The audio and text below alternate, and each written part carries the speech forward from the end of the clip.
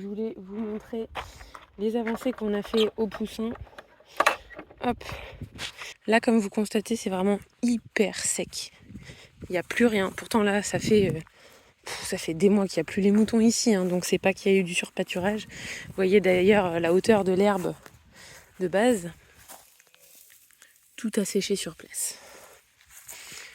Là, on n'a toujours pas fait la session avec les coques, quoi. Il faut qu'on se grouille, mais le problème, c'est que j'ai pas de place dans le congélateur. Donc on a essayé de faire de la place, hein. On mange, mais pas assez vite visiblement. Et j'ai pas envie de faire des bocaux de poulet, quoi. Donc là, je veux vraiment qu'ils soient au congélateur pour en avoir pour l'hiver, vu que là, les prochains qui seront prêts, ça sera pas avant janvier-février, quoi. Donc là, il faut que ça tienne octobre, novembre, décembre. Il faut que ça tienne 3 mois, donc il faut absolument qu'on utilise une méthode de conservation, quoi. Là, je voulais vous montrer un petit peu ce qu'on a fait, parce qu'on a fait des modifications par rapport à ce qu'il y avait avant. Je voulais vous montrer aussi l'évolution des choses qu'on a fait, ce qu'il y a à refaire, qu'on a mal fait. Donc là, au niveau du pavage, ça a super bien marché. On n'a pas eu du tout de problème de boue, même quand il faisait que pleuvoir. Sauf que il faut qu'on ramène de la terre avec le banou. On n'a pas pris, il faudra qu'on le fasse. Là, j'ai pas pris le temps de le faire.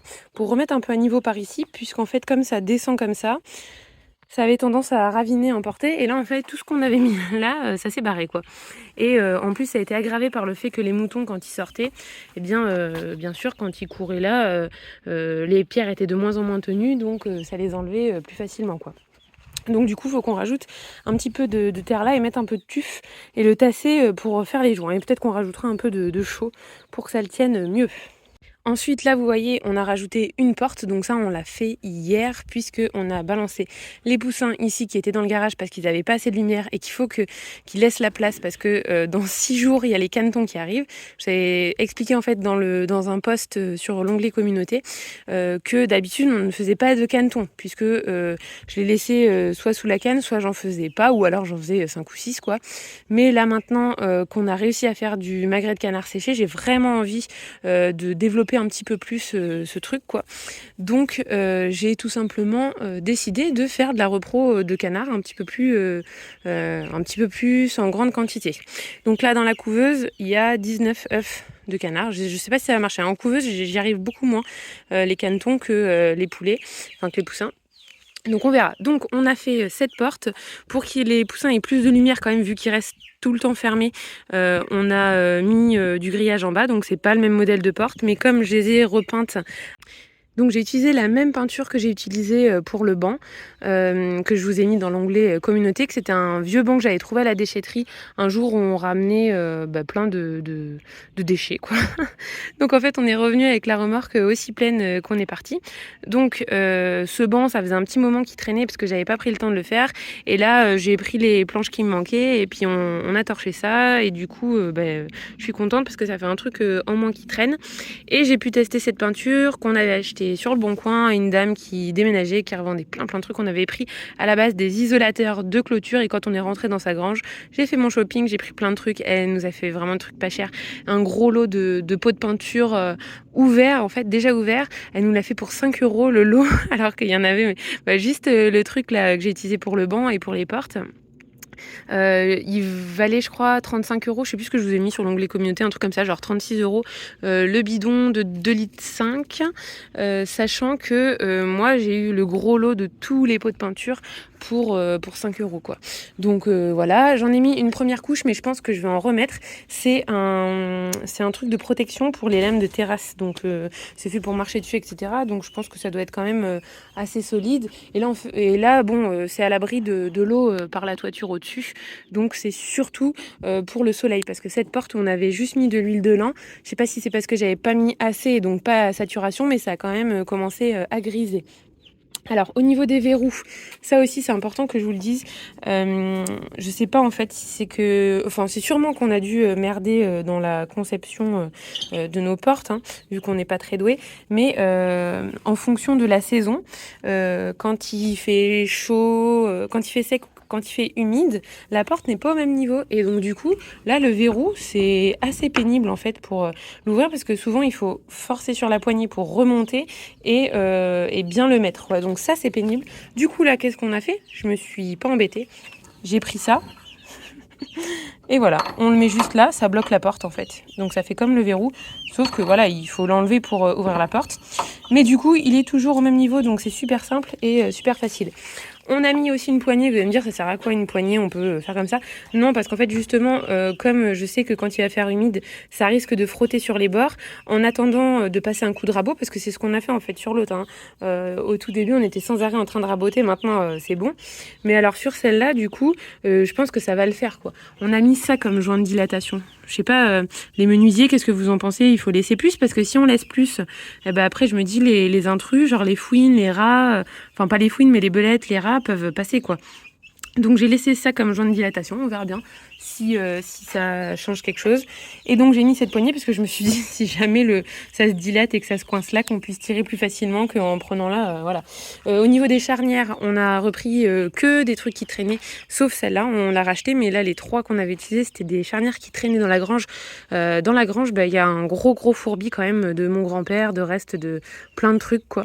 Et moi je veux vraiment utiliser ça plutôt que de le laisser pourrir ou de devoir m'en séparer en le donnant quoi. Je préfère réutiliser les vieux trucs. Ça, je sais pas pourquoi à chaque fois que j'utilise un truc de la grange, je suis contente. Je me dis allez hop, un truc en moins, voilà. Et donc du coup, elles sont pas pareilles. Il y en a une qui est un peu plus longue que l'autre parce qu'on n'a pas retrouvé exactement les mêmes. Mais c'est pas grave, je me dis c'est que l'enclos des poussins. On rentrera à l'intérieur, oui, vous inquiétez pas. Non mais je vous fais beaucoup de blabla, mais c'est pour vous expliquer. Ensuite, donc là, la gouttière, elle était déjà comme ça. Parce qu'on m'a demandé sur Discord pourquoi je l'ai mis là et pas là. Mais en fait, c'est pas moi qui l'ai fait ça. Par contre, on a changé tout le dessous parce que c'était trop pénible. Il y avait un système où on devait brancher en fait le tuyau là et ça arrêtait pas de se coincer. Donc Abdel, il a coupé ici et on a réutilisé en fait ce qu'il y avait en enlevant l'espèce de filtre qui était pas facilement nettoyable et qui était vraiment pénible. Et du coup, on a continué le truc. Avant, c'était avec un tuyau qu'on faisait. Donc déjà, c'était moche et enfin voilà, ça faisait mal fait. Donc on l'a refait comme il faut.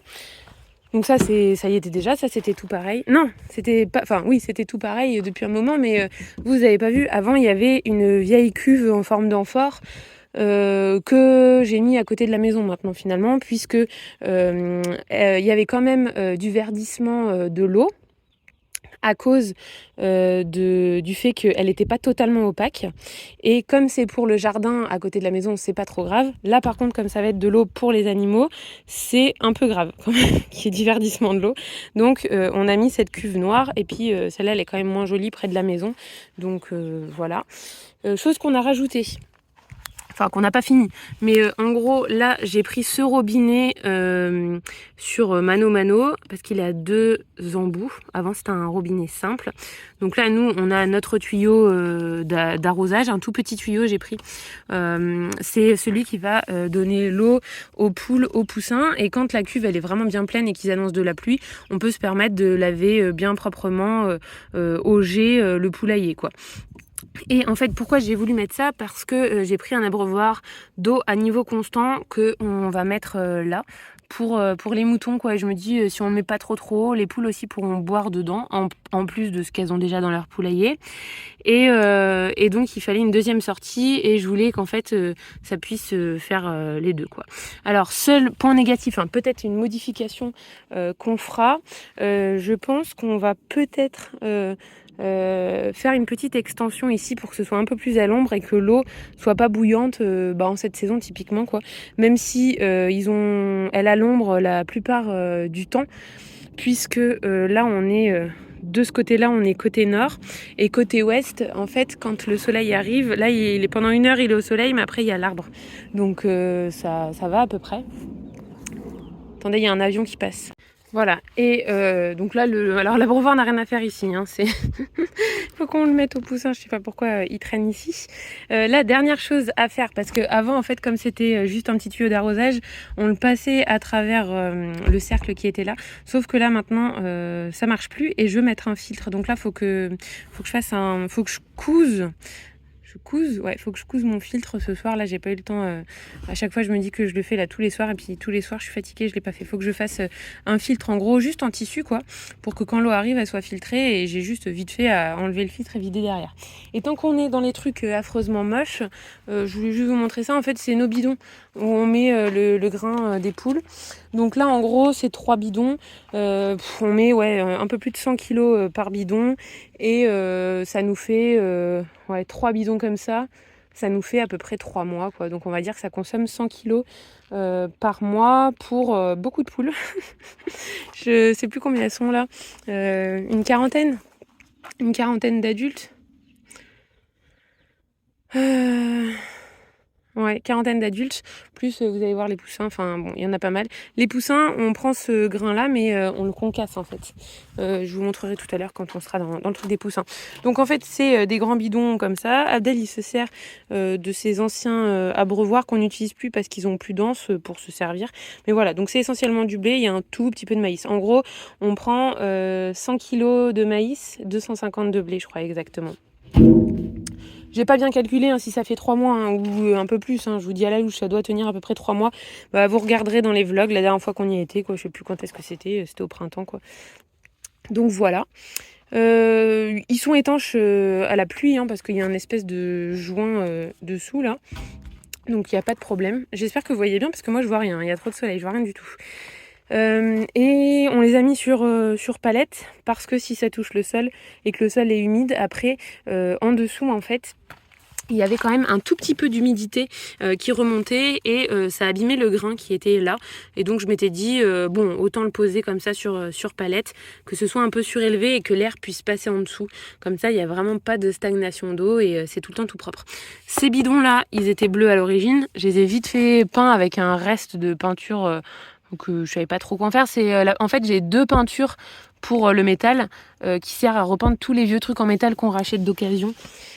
Que ce soit en brocante ou sur le bon coin ou quoi. Et donc j'ai du marron et j'ai du noir. Et là le marron j'en ai un peu trop alors qu'on s'en sert pas si souvent que ça, on se sert surtout du noir. C'est toujours pas très joli mais c'est moins pire que du bleu rouillé tout abîmé quoi. Donc voilà, et puis en plus ça fait une couche de protection supplémentaire puisque le bleu avait des gros trous tout rouillés et à force avec la pluie ça peut percer quoi. Donc voilà, là comme ça c'est durable on va dire. Allez, je vais vous montrer les poussins maintenant. Les petits monstres. Bonjour. Alors, normalement, vous vous souvenez ici, qu'est-ce que c'était ? C'était la bergerie. Mais nous, ils sont au pré quasi toute l'année, sauf l'hiver, quand il fait vraiment froid, et ou très pluvieux et frais, et qu'il y a les agnelages. Quand il y a les agnelages, ils reviennent ici. Donc ça veut dire que cet endroit-là ne servait pas énormément, en fait, ce qui était dommage. Donc tout l'été, c'est vide. Je me suis dit, bon, ça serait bien de rentabiliser le truc. Donc je me suis dit, pourquoi la bergerie, elle ferait pas bergerie quand il y a besoin et poussinière quand il y a pas besoin, quoi. Et donc c'est pour ça qu'on a fait quelques petites modifications qui ont été très rapides et très simples pour faire un truc super pratique. Donc déjà la porte, on n'a pas mis trop longtemps pour la faire, mais elle n'était pas là. Là, on avait besoin d'un truc étanche au renard et compagnie. Ensuite, on a rebouché aussi là-bas sous la toiture avec des petits tasseaux parce qu'en fait, entre les chevrons, il y avait de l'espace. Et on a fait là-bas, on a mis aussi un petit peu de pierre tout en haut là-bas parce que il y avait un trou où il pouvait passer. Donc ça, c'est la barge où on met le foin d'habitude. Mais là, on n'a pas rechargé le nouveau foin vu qu'il n'y a pas les moutons. Pourquoi on l'a pas rechargé ? Parce que sinon ça lui aurait fait rester des mois ici, alors que quand même à cause des poules c'est très poussiéreux et ça voudrait dire qu'il aurait pris la poussière pendant 5 mois et c'est pas terrible pour les moutons de manger du foin poussiéreux, donc on le mettra au dernier moment juste avant que les moutons reviennent. Donc au niveau du râtelier, j'ai fait ce petit truc. Alors ça je m'en suis en fait, comme on met beaucoup de paille au sol et ils aiment bien gratter, farfouiller, le fait qu'ils gratouillent en fait ça met les crottes un peu au fond. Et au final, ça reste assez propre. Et en fait, ils mettaient plein de paille dans ces mangeoires-là. Donc je me suis dit, je vais les mettre là, dans le râtelier des moutons. Et ça marche bien. C'est vraiment un truc tout bête, mais regardez, ils y vont bien. J'ai l'impression que c'est plus facile pour eux même. Et voilà. Donc ça, pour leur nourriture. Ce qu'on fait, c'est qu'on met la nourriture là-dedans le matin, on n'en remet pas de la journée. Et s'ils ont vraiment très faim et qu'il n'y en a plus, ils ont toujours la mangeoire anti-nuisible où il faut qu'ils montent pour ouvrir le grain. Il faut qu'ils montent à 2 quand même pour le déclencher, mais comme ils y vont tout le temps à plusieurs, il n'y a pas de problème.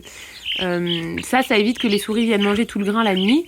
Et les rats aussi. Alors les rats peuvent le déclencher, mais je pense que c'est moins facile pour eux que quand c'est accessible comme ça. Donc on essaie de pas trop attirer les nuisibles la nuit en laissant du grain. Puisque justement, juste avant qu'on les passe, on a eu le problème. J'espère que vous m'entendez, ils font un boucan pas possible, ils sont juste devant moi là. Donc dans le garage, on a eu des problèmes d'intrusion de rats qui passaient par les trous du mur comme ça là. Donc voilà. Et du coup, ils m'ont mangé 4 petits poussins. Les 2 handicapés là qui traînaient la patte, ils y sont passés, et 2 autres. Alors je dis que c'est les rats, comme la journée des fois on laissait la porte du garage ouverte, c'est possible aussi que ce soit le chat de ma cousine, j'en suis pas sûre. Mais voilà. Donc tous ces petits poussins sont arrivés ici, ils ont leur nourriture là-bas, en hauteur, donc normalement ils font pas trop caca dedans. L'eau, elle est toujours propre parce que toujours suspendue, hein. Vous savez, ça c'est depuis une vidéo d'agriculture vivrière qui date de, je sais pas, peut-être 2 ans maintenant, hein. C'est une des toutes premières, et cette astuce a révolutionné ma vie, hein. Mettre l'eau au-dessus de leur petit cucu, c'est vraiment un gage pour qu'elle soit toujours propre, et donc elle est suspendue à une chaîne comme ça pour pouvoir relever le niveau en fonction de leur croissance. Donc pour l'instant, ils restent totalement à l'intérieur parce qu'ils sont encore petits. J'ai pas eu de perte avec le premier lot, ceux du mois d'avril. J'ai pas eu du tout de perte à ceux qui étaient à l'extérieur et qui faisaient cette taille. Par contre, les petits poussins qui faisaient cette taille et qui étaient avec leur mère poule, ils se sont fait terminer, hein. Je sais pas si c'est un rapace ou quoi, mais elle les emmenait super loin. Et du coup, ça n'a pas fonctionné. Donc là, dans le doute, vu que c'est la sécheresse et qu'il n'y a pas plus beaucoup de nourriture dans le parc, il y a quand même plus de chances qu'ils s'éloignent. Donc je me suis dit, ils vont rester fermés. Et par contre, on leur mettra le parcours extérieur. Dès qu'il fera un peu moins chaud, la l'herbe aura repoussé un petit peu. On leur mettra un petit parcours à l'extérieur pour qu'ils puissent sortir les jours où on ne travaille pas et où on est là pour surveiller qu'il n'y ait pas... Voilà, comme on est toujours en activité autour, il y a quand même moins d'attaques de rapaces, quoi. Et qu'est-ce qu'on a rajouté aussi? On a rajouté cette petite étagère qui n'y était pas. Je vous avais dit dans la vidéo l'année dernière que je voulais trop faire ça. Je n'avais pas pris le temps de le faire. Et là, comme on était là, descendu avec tous les outils, on a fait ça pour ranger la caisse et les produits qu'on utilise pour les moutons principalement. Voilà. Et à côté, c'est la caisse de secours en fait pour les animaux. Il y a tout pour les soigner. Il y a aussi pour les boucler, pour couper les queues, poser les anneaux, castrer, etc. Il y a tout dedans. Alors, dernier aménagement que j'aimerais bien faire quand j'aurai le temps, prochainement, c'est un coupe-herbe. Parce que là, je leur ai donné des feuilles de frêne. Il y a plein de protéines dedans, c'est vraiment bien. Et vous voyez qu'ils le mangent bien, mais ils ont du mal en fait, parce que la feuille, elle est trop grande pour être mangée entièrement, et elle est un peu dure à couper. Donc, j'ai envie d'avoir faudrait comme une hache en fait, comme le truc qui coupe le foin là, ou les betteraves. Mais beaucoup plus simplifié en fait, juste pour eux. Donc je m'étais dit que là, au mur, je vais accrocher, j'ai trouvé dans la grange un vieux hachoir, une hache de boucher qui est toute rouillée. Je vais la réaiguiser, la renettoyer, et au lieu de l'emmancher, en fait, je vais faire un trou dans la partie métallique, l'accrocher à une vis pour qu'en gros, elle puisse faire... pour que je puisse la bouger dans un seul sens, et une petite planche en rebord. Là comme ça, donc en gros je poserai les feuilles que j'ai comme ça sur la planche, et là j'aurai mon truc coupant que je baisse comme ça, tac tac tac tac, et donc le truc je l'avance au fur et à mesure, et en même temps il coupe et ça tombe par terre, et du coup les poussins ils pourront manger des feuilles coupées en petits morceaux de temps en temps, vu que là il y a pas mal de frênes têtards que j'ai coupés sur le côté là, qui sont juste à côté des poussins. Donc je pourrais leur donner ça à manger, puisque là je vois qu'ils aiment bien, mais ils n'arrivent pas à le manger facilement, quoi. Donc ça sera le dernier aménagement pour ces petits bouts de choux, et ça pourra peut-être servir aussi pour les moutons, si plus tard on fait, j'en ai pas fait cette année, mais si on fait de la betterave, des choses comme ça, on pourra le couper peut-être aussi avec, je sais pas, on verra. Ah oui, et du coup, je vous ai pas montré la nourriture, le concassé qu'on fait avec... vous l'avez déjà vu, je vous l'ai déjà montré en vidéo. le concasseur. C'est pas parfait, hein. C'est vraiment pas parfait. Des fois, c'est un peu trop coupé fin. Voilà. Là, il n'y a que blé maïs. Hein. Je leur apporte des restes de nourriture, de la verdure, que je coupe comme ça, enfin que je défais grossièrement avec les doigts quand je peux, et l'œuf dur. Et si vraiment on est débordé et que j'ai pas d'œuf dur à leur donner, enfin que j'ai pas le temps, j'ai quand même ça, c'est de la miette, ça s'appelle. Voilà. Ça, c'est un peu plus complet. Parce que bon, blé maïs, c'est un coup à leur foutre des carences. Hein, si vous ne donnez que ça, sans verdure, sans œuf dur, sans rien, ça manque de gras, ça manque de vitamines. Donc voilà, je peux rajouter de la miette si besoin. Mais bien évidemment, ça coûte beaucoup plus cher. Hein. Donc là, pour faire... Aïe, donc là, pour faire quand même du poulet qui coûte pas cher, je préfère leur donner des trucs un peu plus simples et naturels. C'est aussi une façon d'être plus résilient parce que si vous savez pas faire autrement qu'avec de la miette, en cas de problème sur la miette, vous savez pas faire autrement. Alors que là, tout ça, ça vient d'agriculteurs à côté de chez moi, quoi. Enfin, de mes voisins. Donc, de mes voisins, de mes oncles, de mes cousins. Donc le blé et le maïs ne pourra normalement pas être épuisé en ressources chez moi, quoi. Donc là, bon, mon oncle ne fait plus trop de maïs. C'est trop contraignant entre les sécheresses, etc. Nous, on n'arrose pas du tout ici. Hein. On n'est pas une région où les agriculteurs arrosent. Donc c'est vrai que le maïs, c'est aléatoire. Il y a beaucoup d'années où ça marche pas bien. Et chaque année, là, récemment, c'est encore pire, en fait. Parce qu'il y a toujours un problème. Hein. Vraiment, le maïs est rarement beau. Donc il en fait plus. Mais bon, il y en a d'autres qui en font, quoi. Il n'y a pas de souci, ils en font encore dans la région. Dans la ville même. Donc voilà.